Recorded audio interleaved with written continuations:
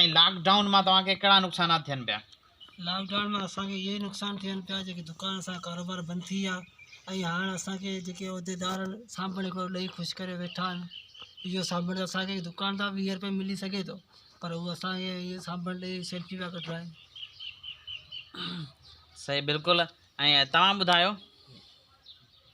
Lockdown में इहो असांखे तो जेके असीं मज़दूरी करियूं था उहे असां मज़दूरी बंदि थी वियूं आहिनि ऐं असांखे हाणे दुकान वारा सामान बि नथा ॾियनि ऐं जेके उहिदेदार हुआ असांजा उहे असांखे साबुण जी हिकिड़ी चकी ॾेई 15 रुपए वारी सेल्फी कढाए विया हलिया ऐं उनखां पोइ बिलावल भुट्टे ज़रदारी इहो ऐलान कयो त रोटी कपिड़ा मकान ऐं ॿियो कपिड़ो बि असांखे कोन मिलियो, मकान बि कोन मिलियो।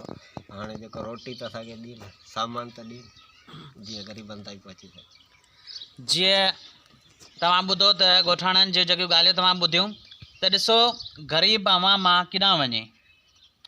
लाज़मी आहे जेकॾहिं तव्हां शहर बंदि कया आहिनि, कारोबार बंदि कया आहिनि, लॉकडाउन कयो आहे त माण्हू रड़ियूं न कंदा, पोइ छा कंदा? ख़ुदा रा हिन ग़रीबनि खे कूड़ा दिला सां ई आसरा न ॾियो ऐं उन्हनि बेरोज़गार जेके आहिनि उहे उन्हनि जो रोज़ जी ॾिहाड़ी कमाइण वारा जेके आहिनि उहे केतिरा न परेशान आहिनि ऐं काफ़ी माण्हू जेके आहिनि परेशानी जे करे पोइ सुभाणे ईअं थींदो त किरोना वायरस जे करे न बल्कि जेके सिंध जी अवाम आहे उहा बुख में मरी वई आहे। ख़ुदा रा जेके बि भरपासे वारा जेके बि वॾे तबिके वारा माण्हू आहियो त ग़रीबनि जी मदद करियो ऐं ग़रीबनि जो ख़्यालु करियो।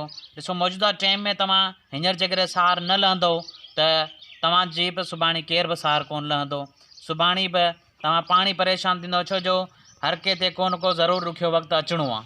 त इन जे करे बहितर आहे जेको ग़रीबनि जी मदद करियो ऐं कोशिशि करियो जेको खाधे पीते जी शयूं माण्हुनि खे फ़राहम करियो। जेके ठेलनि वारा आहिनि जिन जा मिसाल हजामनि जो दुकानु आहे त उहे बि बंदि पिया आहिनि ऐं उन खां अलावा ॿिया बि जेको डेली तारीख़ ते कमाइण वारा आहिनि उहे बि घर क़ैद थिया वेठा आहिनि।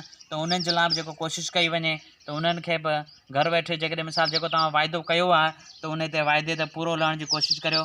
ऐं असां जेको असांखे उमेदु पए आहे असांजे तर जे MP MNA साईं तारक ॼामोद साहिबु ऐं साईं शर्जील इनाम अहमद साहिबु ऐं वॾेरो मोहम्मद ऐं वॾेरो नूर अहमद थेबो साहिबु, इन्हनि में बि उमेदु आहे त जेके बि सखियाबाद जी अवाम आहे या UC मूला जे जेके बि अवाम आहे उन जी ज़रूरु ख़िदमत कंदा, छो जो हींअर मौक़ो आहे ग़रीबनि जी ख़िदमत करण जो ऐं असांजे बाक़ाइदगी सां ऐं असांजा मौजूद ऐं वॾा आहिनि तर जा आहिनि, उमेदु आहे हिननि में त इंशाअल्लाह हीअ ग़रीबनि जी मदद ज़रूरु कंदा ऐं बाक़ाइदगी सां हिननि तमामु बहितरीनु क़दम खयो आहे मौजूदा टाइम में।